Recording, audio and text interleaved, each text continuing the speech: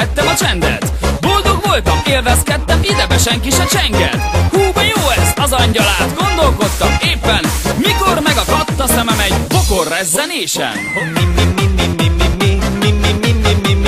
Mi mozog a zöld leveles bokorban? Mi mozog a zöld leveles bokorban? Azt gondoltam, hogy egy róka meg egy nyúl, se nem róka, se nem nyúl, komám asszony meg egy úr, ugrott ki a zöld leveles bokorból.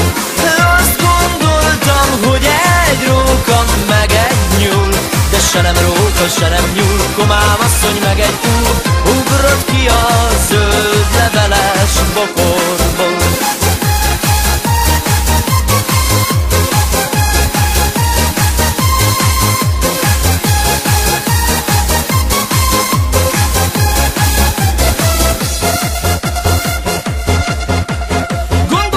Hirtelen, hogy mit is kéne tennem. Azt gondoltam, nekem bizony nem is itt kéne lennem. Felhúztam a nadrágomat, ilyetben néztem körbe, hogy nézek majd ezek után holnap a tükörbe.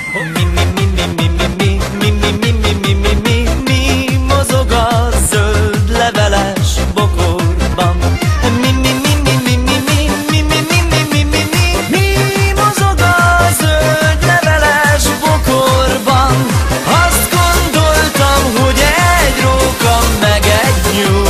Se nem róka, se nem nyúl, komám asszony meg egy úr, ugrott ki a zöld leveles bokorból.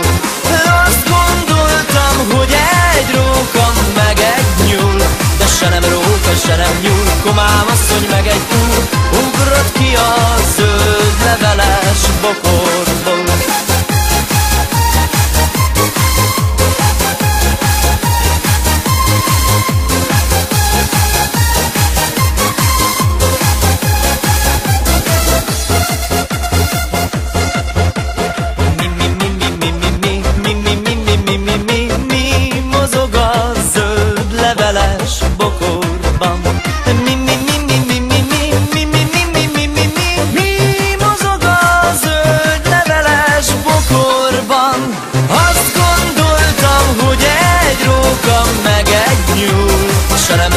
Se nem nyúl, komám asszony meg egy úr, ugrott ki a zöld leveles bokorból.